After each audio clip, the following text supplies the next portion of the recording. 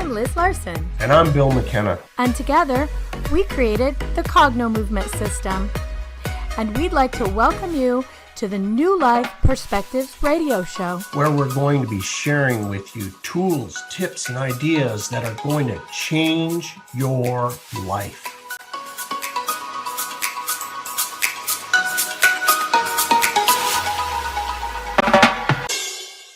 Hello in UK Health Radio Land. I'm Liz Larson, and normally I'm here with my friend Bill McKenna.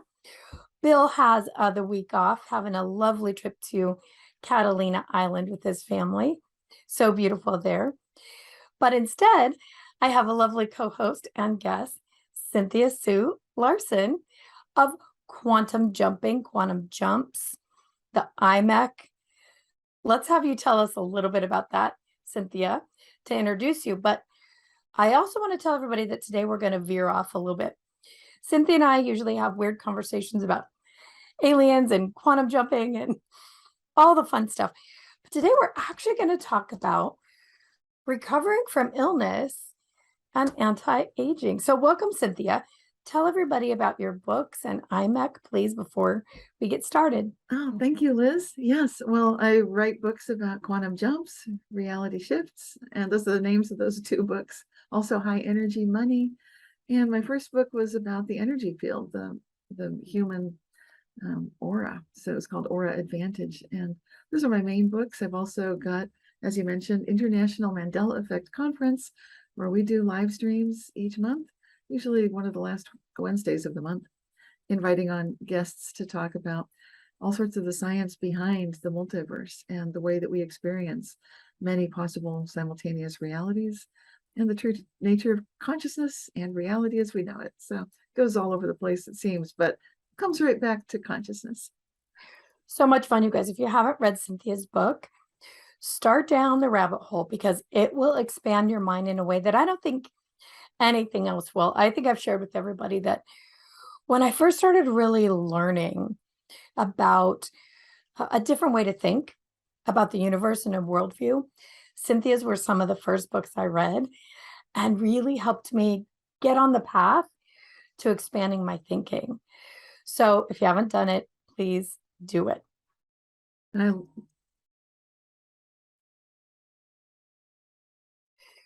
Well, it's fun that you mentioned your last book on the aura and energy. One, there was a really interesting Mandela effect about that book. But two, energy is such a big subject in healing that a lot of Western medicine doesn't talk about. But that ties in perfectly with what we're going to talk about today is energy production and cell health. But do you want to share everybody that Mandela effect? It's so interesting. Oh, yes. This is fascinating to me because what happened just the other week is I was getting emails, as I often do, from other authors. And in the process of deciding to respond, I thought, well, their specific question reminded me of something I wrote in one of my books. This happens from time to time.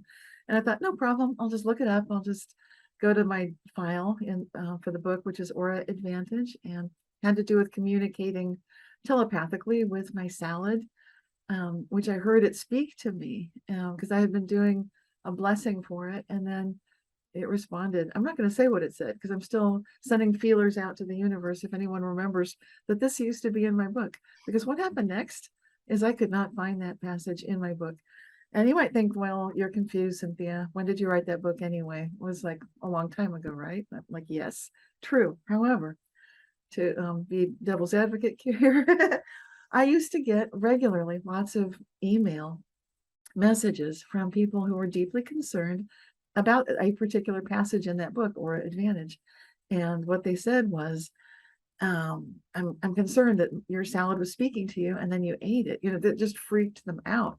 Like, this is not good. And usually these would be vegetarians, vegans, very gentle souls. And of course I wouldn't want to offend my readership. Now the book does not offend the readership because that entire paragraph is gone, not just from my data file, but from both versions of the book that I know of. Well, actually, there are three versions. There's a Portuguese version, and then there's the two versions in English. But anyway, it's not in any of them. This is a classic Mandela effect. And it's not so simple to say it's simple misremembering on my part. Why would I have a memory that's so clear of how to respond to people writing to me regularly, many times a year, up until about 7 years ago? So now I've got a marker showing that's when the emails stopped. I stopped getting messages about that book. And this is classic too for the Mandela effect. Just because we're noticing a change doesn't mean that it happened right now. It's time is very malleable. It's a whole different subjective experience rather than the objective unifying experience of all events being the same for all people. That's not indeed what we're seeing. So it was such an interesting experience. Yeah, I mean, it really is a little weird and disconcerting, but also fascinating at the same time. You know, it's not one of those that's far off, like some corporate logo that changed. It's your book that you know that you wrote. You guys, if you're unfamiliar with the the Mandela effect, look up IMEC on YouTube, and you'll find Cynthia and her group of friends talking about this, where things seem like they used to be one way and now they're another, and people remember them in different ways. It's a really, really interesting subject. So look that up. But this has everything to do with what we were talking about off camera. Yes. Is our own well-being and energy, right, as well. And you went through something 2 years ago that many people around the globe went through, which spurred you to need to find ways to increase energy production. right. And what you've shared with me that you found really is the same things that helped you recover are things that really help our anti-aging, which I think a lot of people are interested in. So let's start at the beginning. Yes. with Yeah. with being ill. Okay. Well, there is a tie-in with that book or advantage. There's if people have the book or look it up, then I hope this section's still there. But there was a an anti-aging section in there, just about visualizing the color pink, like Mother Mary pink, like quartz crystal pink, pink quartz. So what's so amazing about that energy is that it's restorative. And so my book Aura Advantage isn't just aura reading, it's actually working with the energy to improve your life. So it's very much a Qigong kind of a book. It's an energy workbook with all sorts of stuff in there. It's really cool, like taking aura photos with a regular camera. It's just loaded with everything that you'd possibly want to have fun with energy. But yes, my healing journey recently in the last couple of years is not so unusual nowadays, unfortunately. There's so many people being affected around the planet by certain things. And so I was one of the early affected back in early 2020. And during that year, I noticed that I was having actually hundreds of symptoms, which was a little disorienting right there. But among the most frustrating to me personally had to do with losing just hair breakage, hair breaking off, ending up at different lengths, just breaking off, not growing back. It was really disconcerting and something I'd never been through. And as with most of the other symptoms, it's felt like rapid aging. I was getting clues from this illness I was going through. And so I love to keep asking my question, how good can it get, working with energy? And I started noticing some amazing patterns. So that's where my journey took me, with an energy awareness, of course. It's super interesting that you talk about losing your hair, because at one point last year, 2021 into 2022, a lot of the women around me that I knew who had been sick, had the kind of recent plague that people had, were losing their hair, extremely losing their hair, like hair falling out, like they'd had chemotherapy treatments. Right. And so we all went into action at the same time too, looking into, well, what do we do to fix it? Unfortunately, we're vain. As women, we want to keep our hair. And it's shocking and a big sign that something's really wrong when you start to lose your hair unexpectedly. So it's interesting that that was the place where you started too. Yes. Well, I think that's it exactly. Looking in the mirror, and my skin was aging. Lots of other areas were aging as well, and so the whole thing was frustrating. But for me personally, it's like, well, I can learn about hair. I've wanted to do that anyway. It's like, okay, now I need to. It's kind of like someone threw the white glove down. Like, okay, maybe it was me. Like, okay, it's on. We're gonna do this. It's on. I accept the challenge. How to restore my hair. It's got to be doable. And so I did learn a lot about, of course, avoiding the sulfite shampoos, which I'd been avoiding that for some time. And then I learned you don't really need much shampoo. That was interesting. And what we're really doing is cleaning the scalp. And so I found a lot of different things, including oils, all sorts of things. Yeah, but the thing that worked best for me personally was working with just pure aloe vera gel and finding that simultaneously reopened the hair follicle areas and also um, fed the hair shaft so that the hairs received the nutrition that they needed so that they didn't get so brittle. And by just massaging that into the scalp and the hair right before I'd go to bed each night, combing it, then I'd stimulate the blood circulation. This is what women used to do who had really long hair. If you look at photographs and you wonder, how did they get those hairstyles? How were they braiding their hair? How much hair did they have? Quite a lot. And it was healthy. And you might think, well, their food was better. Okay, that's part of it. Yes, food matters. But then they were actually combing oil or something that was very protective of the hair. And I've worked with I tried some of the oils and essential oils and had fun with all sorts of things. But my personal favorite really is that aloe vera because it's just so cleansing. And for one thing, there's no more dandruff. There's no more any kind of skin issues. It just cleans the scalp every day at such a beautiful level that so much better than any shampoo I'd use. And it doesn't leave any gunky residue.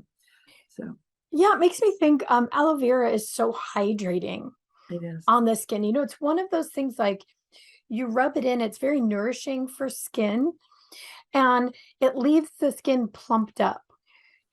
It's full of hydration. And so the rubbing it into the scalp, it really makes a lot of sense for hydrating the scalp Yes. and hydrating the hair. And there's so much nourishment Yeah. in aloe vera. So that's really, really an interesting one. Yeah, I do my face too, and it would seem like it was Yeah. everything. I'd get younger looking rather quickly, which was astonishing for that at that juncture. Nothing, I hadn't really found my way out of the health issue. I was in the long version of it. So still finding my way out. It's interesting. So many people were talking about exactly what you're saying about aging Mhm. after being sick, really looking older fast. Right, In a few days, people look like they'd aged 10 years. But not only the look, I mean, people talking about joint pain, right, muscle pain, things that they felt older. The body didn't seem to be recovering quickly or having the kind of energy for get up and go. So we'll right. talk about that just a little bit more after the break. Let's hear from the UK Health Radio Network. UK Health, take it away. So we're back and we're talking about people who experienced rapid aging and rapid hair loss after being sick. But you don't have to have been affected by the recent plague to have these symptoms. There's a lot of us who experience it, maybe after chemo or after other things. So share with us a little more about what you learned the root issue is and what it is that we can do about it. Because I think we all like to look a little younger, feel a little younger, Yes. and kind of take control of our own health. Oh, absolutely. Well, my journey has brought me into unexpectedly this whole field of longevity science, longevity research. And it's not something that I would be seeking out normally, but when you want quality of life, then it's not just the number of years, it's the quality of those years. And so due to what I was dealing with, I noticed that there were some similarities between, feeling suddenly 30 years older and finding like solving the Rubik's Cube of how to improve my own health, which for me involved going into antihistamine foods, being aware of that. So I I would do like a 3-day stint of a low histamine diet. If anyone has tried it, then you know why 3 days is a huge accomplishment and it's pretty challenging. It seems like everything seems to have histamine in it, anything that you like, any kind of foods that are enjoyable. So I got through that and then found some ways to maintain a lower histamine supplementation and so forth, and ingredients in my diet that would help with that. And the other big thing for me as an athlete, going before I had gotten sick, I had been like firefighters find themselves often in the long version of something. And so they need to revitalize themselves. And there were some clues in the niacin area there. So I'm just dropping hints about big groupings of symptoms and things that those people would need: a little extra niacin, a little extra low histamine diet, low histamine supplements. Cynthia, would you just tell a few of the things that would be included in a low histamine diet? Right. Okay. Well, that would be things like, it doesn't seem like it's food. I mean, well, some of it is. It's like dark leafy greens. That's food. And then it's okay to have things like garlic and, let's see, onions are good. So I'd cook up like onions, garlic, and leafy greens. It just starts, but if you're eating just that for a few days, it seems like you got to be kidding me. And then you're avoiding things that I love, like chocolate, coffee. It's like, well, you can't have any of that, of course. Like, oh no. So that was difficult. But the low histamine things, you can look up and see which, it's a personal thing. When you get into foods, I'm hesitant to give certain recommendations because each person has their own diets already, and often we have, like, we're avoiding gluten, for example, if someone has celiac disease, and we're avoiding lactose if we have issues with that. And before you know it, it's like, well, what's left? So you want, it's challenging. Yeah, a classic kind of an elimination diet is no Right. eggs, no dairy, no soy, Mm. no wheat, no beans in a lot of cases, Right. no grains in a lot of cases. Right. So for many people, you're left with meat and vegetables and fruit, and even some of those are Even some of limited. those are not good. So Yeah, are very limited. I'd So recommend just check the charts. Find it. You can do a Google search or some sort of search engine search. Look for a little graphic. That's what I went with. I put the graphic of these are low histamine and a graphic of these are high histamine, and it really looked like the stuff that I love is over here, and the yeah, don't do yeah, this. yeah. Well, the idea is basically to get the body to not react with a histamine You just response. need a few days, just a day or two. Yeah, there are even homeopathics. There's a homeopathic Oh, good. from Boiron called histaminium, Okay. and it will also help the body not go into Right. histamine response. But what's interesting is most people don't know you can actually go into a histamine response from your own adrenal activity. So your Absolutely. adrenaline or stress, cortisol, can cause a histamine response. That's right. So with kind of watching your diet, watching your stress, Yes. many, many years ago, my mom was really having trouble with everything in her system. She found a naturopathic doctor, and he helped her a lot with supplements and food and all the things we're talking about. Right. But his number one recommendation was to go to bed for 2 weeks. She had Yes. 4 kids, I know. but Well, she that's like the biggest thing is just getting enough rest. Because that's what I was going to get into. The biggest thing of all. It's not the histamine, it's not the exercise with niacin. The biggest category that affects everybody has to do with our mitochondria. And so that is like the energy powerhouse. It is the key to longevity. It's the key to anti-aging, if you will. Keeping those mitochondria happy and finding that balance. And that is it's complex. So you can find good books on it and read about it. But it really does include things like getting enough rest. And I include getting enough rest in Aura Advantage too. Like the top 10 tips to boosting your energy. It's got to be getting enough rest. And it's got to be good diet. So these are basics. We know these things. But then the specifics of it is when you pay attention to mitochondria, that's when it gets super cool. That's when you start feeling like, okay, what are mitochondria? Why does it matter so much? Well, they're in every cell in our body except the red blood cells, which is interesting right there. But and they're kind of like self-regulating, and they're different from species to species, and so it determines what's optimal, and they're making decisions at the cellular level. So including killing themselves off when they've gone astray or been damaged by some sort of a toxin of some sort, which some of us got a lot of damaged mitochondria. So we'd lose our energy. And ironically, then we couldn't exercise to get more mitochondria the way we would usually do. So then restarting the whole system is very interesting. And that's where glutathione can come in. Rest, of course, gives you a first step up. But it's important to give your body the building blocks it needs. And so a couple of supplements would be CoQ10 and glutathione. And those are going to be giving you just another little step up. So with the rest, with the sleep, with the pacing, and those are three separate things, rest, sleep, pacing. And you might think, no, they're not. Oh, yes, they are. when you're getting out of this, then it's very important to treat each one as something you're doing. Pacing means do less than you think you can, back off a little bit. And until you feel like you're out of the woods, until you feel like you're really in the recovery zone, like 90% better. But even then, I'd say keep just pacing yourself. I learned such pacing habits that now that's what I do. Well, there's so much weirdness, so much to talk about here, because it's not just that people have been sick and recovering from sickness and trying to prevent sickness and all of that, but the Schumann resonance has been all over the place. Yes. We've got massive solar flares. We've got extreme heat in some places and extreme cold. And I think our bodies are trying to adjust to all of this. Yes. And many people, those who are sensitive especially, have found that they need a lot more sleep than they ever needed before, and that managing their own energy has become difficult. So my family's from Italy, and in the afternoon, around 1:30, they go and they lay down for a couple of hours. They sleep in the afternoon. And that always drove me crazy when I spent time there, because I was never a person who could sleep during the day. If I did, I was sick. I had to be sick to sleep during the day.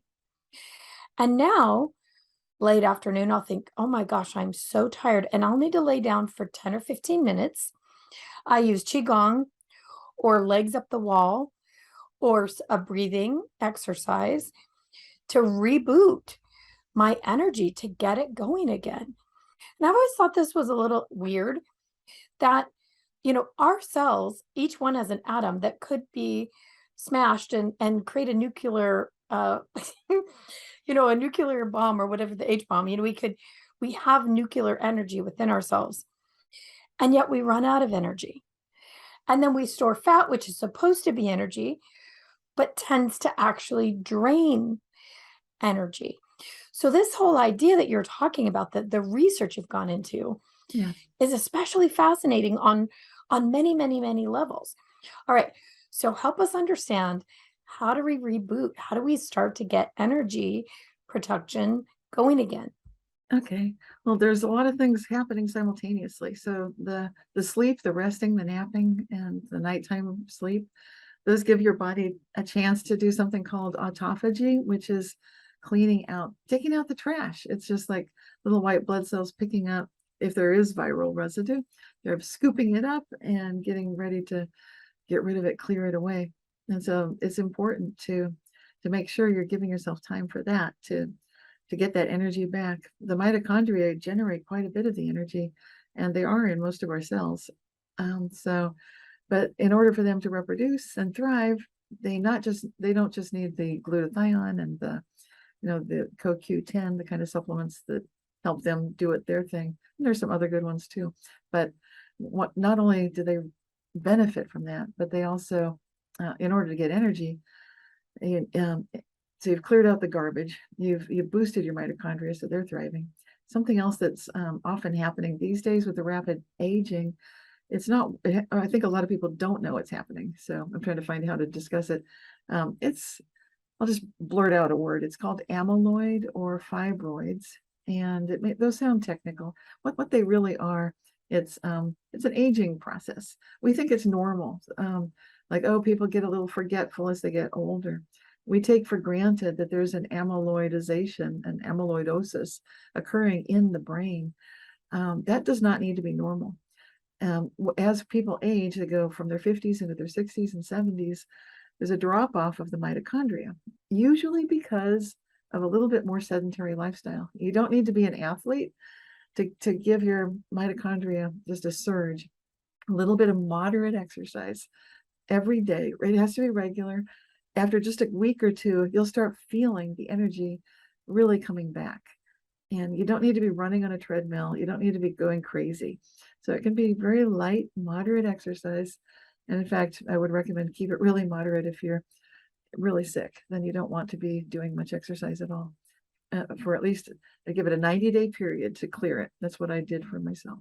And then after that, you can bounce back from the long version of the modern plague. So what about exercise like Qigong? You mentioned it earlier. Yes. Where it's a gentle exercise, paired with breath work that moves energy. Have you used that yourself, and do you recommend that for people? Yeah, Qigong is part of yoga, part of many martial arts, most martial arts, all the good ones. It's part of like Tai Chi, which is like, as you get older, Tai Chi is beautiful, gentle, slow movements with that Qigong breathing. And it's necessary to learn, which happens slowly through the process of practice, just how to do this lower abdominal breathing, which is so important and absolutely part of my own recovery as well. So it's because what I don't want to get too technical with what can go wrong, but shallow breathing is just the short version of it. So you don't want shallow breathing even from what you think is your lungs.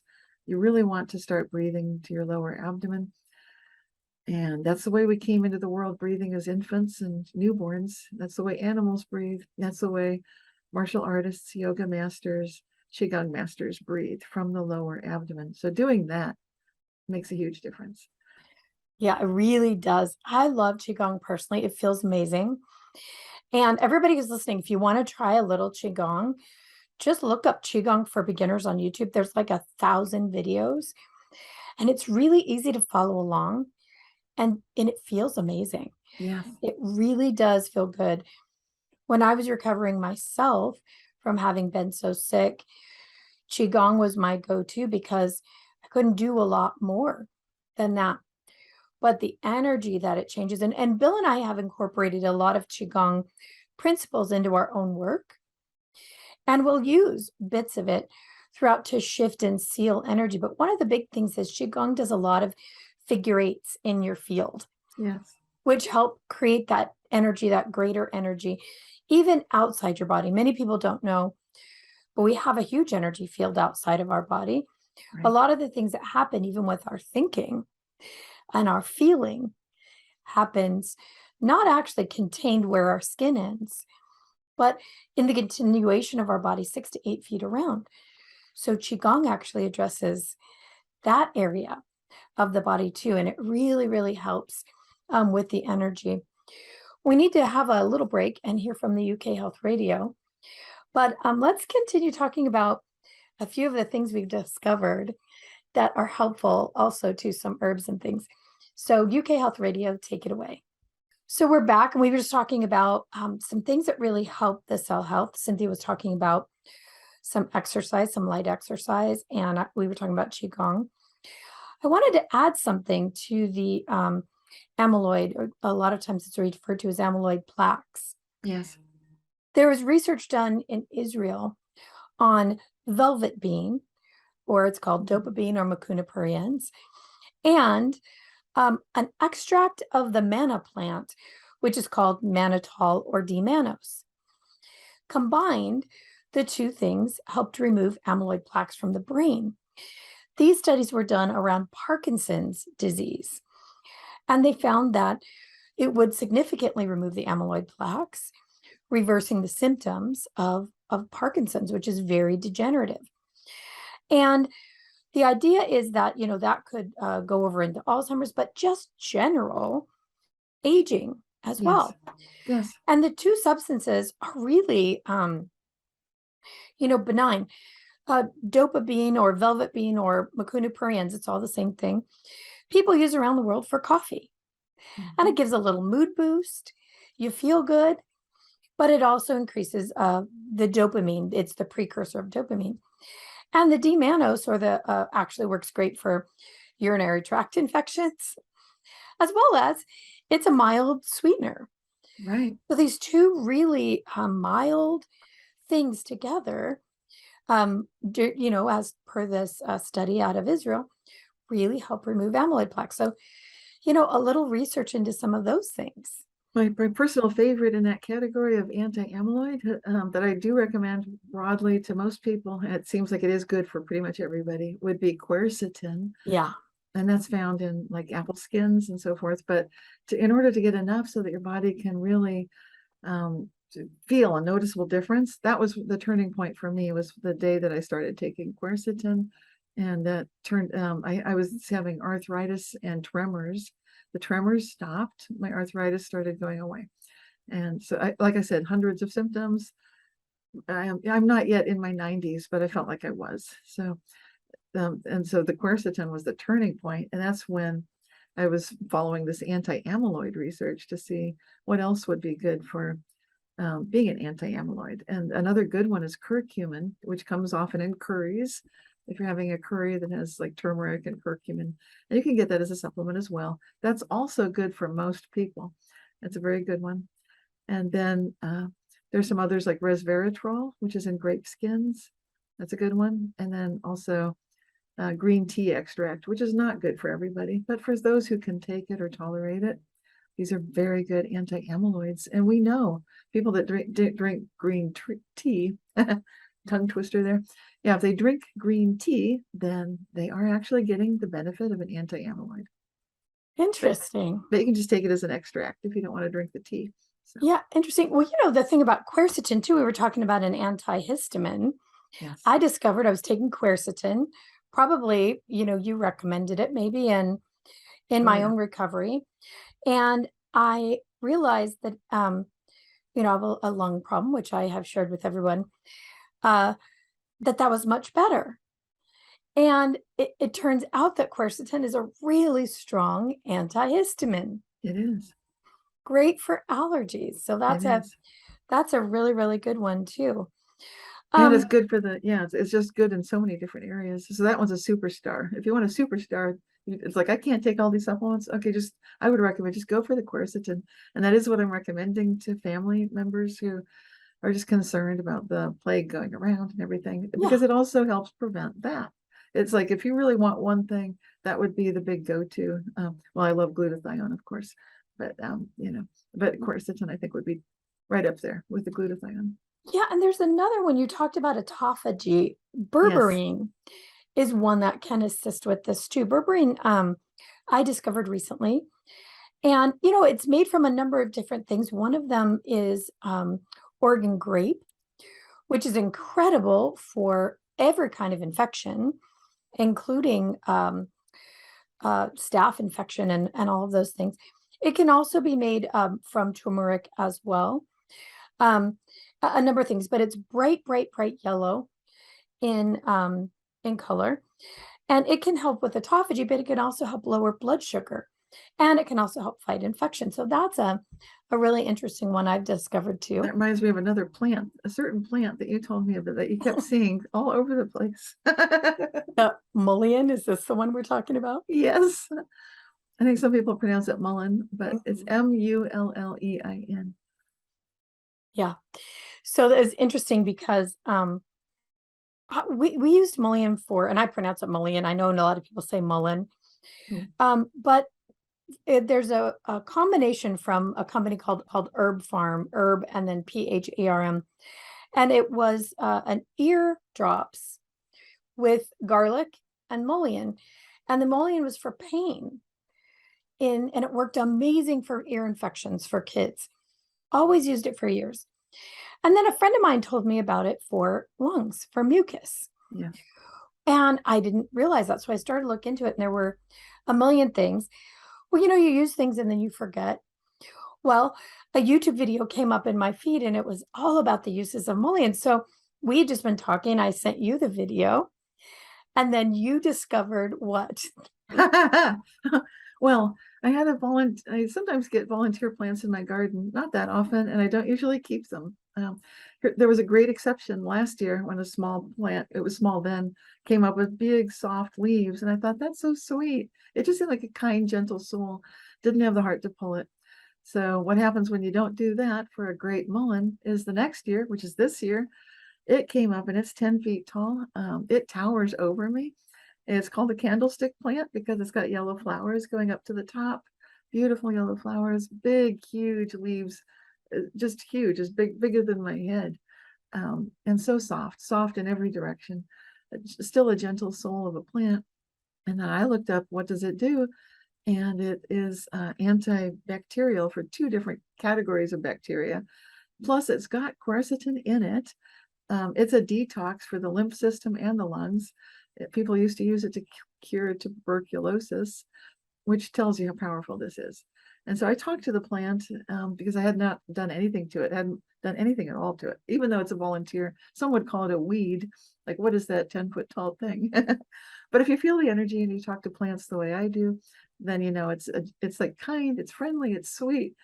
And so I asked, may I try a leaf? And I did. So I recently, with his permission, took 1 leaf, washed it, cleaned it, chopped up part of it. It's huge. So I put the rest of it to dry. And then I chopped it into some zucchini and some egg, made a little dish out of it. And this is where it got interesting. It absolutely detoxed my lymph system. I thought I was clear of that viral debris. This is a year after my 90-day program when I felt like I can do everything again. Well, I got a further clearing thanks to this plant because it pulled stuff, drew it right out of my lymph system. Which, if you know what a detox is, then you can welcome it. Otherwise, it can be, what the heck? What's happening? Yeah, that's so interesting about herbs. People will take things and think, oh my gosh, my stomach, gave me diarrhea, or maybe you threw up, or maybe you got cold sweats. What if you use herbs is that that's actually the body detoxing. Yeah. And what's interesting is some of those things will be categorized as poisonous because they will give you that effect. Right. When in truth, they're actually helping your body detox. I ran into a man who was from a very southern Mexico in a health food store. This is many years ago. And he was really, really upset. He had 2 sisters moved to the United States who had died of liver failure. Oh. And in his research, he was just trying to figure out what the heck happened. Well, in his estimation, in Mexico, a lot of people will get dysentery. You get, you have diarrhea, you have cold sweats, you detox. And that detox process really takes the pressure off the liver. It flushes the liver.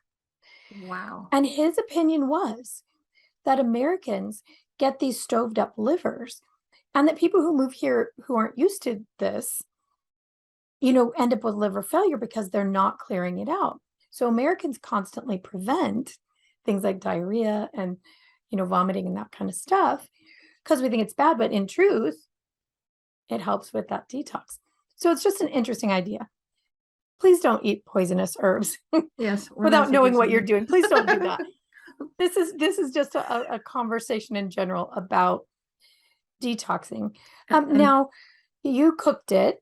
I've been using it as tea. Yes, that's the recommended approach. And I will make a tea out of it. That is what's recommended. I didn't have any dry mullein at the time. I have that now. I have the rest of that leaf. So it is drying. It will take its time. Well, yeah, that was a bold move to try chopping up a little bit. I didn't use very much. I only had like 1/8 of a cup cooked over 2 meals. And so 1/16 of a cup each time. That is powerful stuff. And also working with intention, of course. I'm talking to the plant, I'm thanking it. I'm saying, I have a feeling you came to offer healing. We really appreciate that. Just how much I love the plant. And so with that much intention, it was all powered up. So that was like the full strength mullein.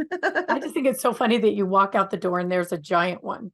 Oh, hey, Cynthia, here's a video. And then there it was. Had you noticed it even before in your garden? Oh gosh, yes. Yeah.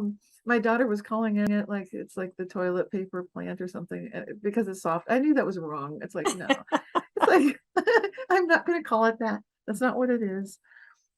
I just want to say to everyone, if you're thinking these 2 are weird, talking to plants, But there's some great research. Look up Cleve Baxter, or most people would pronounce it Clive Baxter. But I learned this from IMEC the other day. It's actually Cleve Baxter. Yes. Did experiments with plants and their consciousness. The experiments were done with a lie detector in the beginning. Look it up. It's fascinating. His book is Primary Perception. That's the Primary one. Perception. It's outstanding. Highly recommend it. Yeah. You just will never look at plants the same way, or consciousness really the same way. Again, doesn't mean that you don't eat them. I mean, that's not the idea, but to know that plants really are communicating with us, that everything is. That's the key to healing, really. It's love.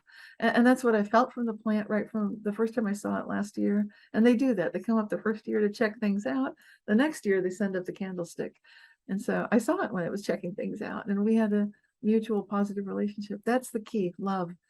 And when we love ourselves, we receive healing. When we love others, we can heal with others. And with plants, we can love them like you do. I think you and I share that. We love plants. I do. Yeah. My grandmother loved them too. I never met her, but my mom would say, that must have been my genetic memory, because I just understood them. I knew how to grow them. No one ever taught me, and I know the names of them, and no one ever taught me. And the communication with them can be as little as you're walking by your plant and you feel, oh, that plant needs some water, without looking at it. Yes. Or you feel, oh, that plant could probably use some food, or moved, or replanted. Yes. Those are plants actually communicating with us. Yes. I am a topiary artist, so I do trim plants. So when I choose the plant that's going to be topiaried, I go to the nursery and I find the one that wants to be topiaried. Right. And it sort of looks like what I have in mind already. Yes. One of them is a Gaia. She actually looks like Mother Gaia, the image, the icon of that. And we went to the nursery, and there she was. She already had a head and two arms, and I used thujas to topiary. And I asked permission. I know it sounds strange, but they're plants that lend themselves very easily to this process. They would like to experience having that shape. And you can, this is something people can test for themselves with like herbs in the kitchen. Like if you grow basil, I noticed, you probably felt this when you put water to water the basil, when it really needed that water, it says thank you with this puff of fragrance. It's nothing like it. It's like, Yeah. And it's like, it's such love, and you can feel the connection there. Yeah. It's an interesting thing. And it's a way to practice something really positive. We get so involved in our lives, and life gets heavy. There's stuff going on everywhere. Well, go and see if you can have a conversation with a plant, right? They're never going to give you bad news. They're only there to be beautiful or to provide food. And you can have a conversation, an interaction. Let's put it that way, just an interaction of, oh, hello, how beautiful are you today? Thanks for being a part of my yard, or thank you for having this gorgeous rose for me to smell if it's in someone else's yard, or boy, I just appreciate the color you are, or the fragrance. You can actually light up your own energy in your own cells, activate the light in your cells by having this deep appreciation and love for something that really we would think is so simple, but really is providing so much. I mean, even just the smallest thing, this one little thing we call oxygen, our plants provide. Well, Cynthia, they can go play ahead. Music too. Just one quick thing. That's Music of the right. plants. I love it. And that's healing. So just if people want to try something, it's the website is Music of the Plants, and it's research that started, that I heard about it from Dominher, Italy. And so the Italians were there first that I know of, and they now make it available for everybody to purchase a small device that you can just put into the soil, take it with you on a walk, plug it in, listen to plants on the trail or at home in the garden or your house plants. And the music is healing, and you can listen to that and just relax. And because you're having a conversation through the music that their consciousness can help create. Well, and you guys want a little science behind that one. The people at SciTech Labs did study this. Yes. They did a scientific study and verified that it was 100% accurate, that the sound of plants could be recorded and played back, and that they had a healing effect. So this is what SciTech Labs does. They do say that 90 to 95 plus things that they test do not work. Well, this one does work. Yeah. When they discovered that it was absolutely verifiable, they were shocked too. They're the same people who studied our work, Cognomovement. So it's really true, guys. I mean, all of what Cynthia's a scientist, all of what she's saying is verifiable. Take a look it up. You might go down a really nice, positive rabbit hole with all of these things that we talked about today. Please reach out to us. Cynthia, tell people where they can find you. I've got a newsletter through my website, realityshifters.com. And then we mentioned IMEC, and that website is a newsletter too, imec.world. That's the Mandela effect. So, and then I'm, of course, do life coaching, and I've got all those books and a meditation CD and a monthly free newsletter. And YouTube, there's lots of YouTube videos that you can watch. My favorite is to listen to Cynthia's books on the ones that are available on Audible. You get Cynthia's voice. It's really great. That's my fun. All right, you guys, we are 100% out of time. We'll see you all again next week. Please stay healthy and reach out to us if you have any questions or comments about this episode. Thank you so much, Cynthia. Thank you, Liz. Thanks for being here with us on the New Life Perspective radio show. For more information or to find out more about the work that Bill and I do, please visit us at cognomovement.com or email us at info@cognomovement.com. See you again soon.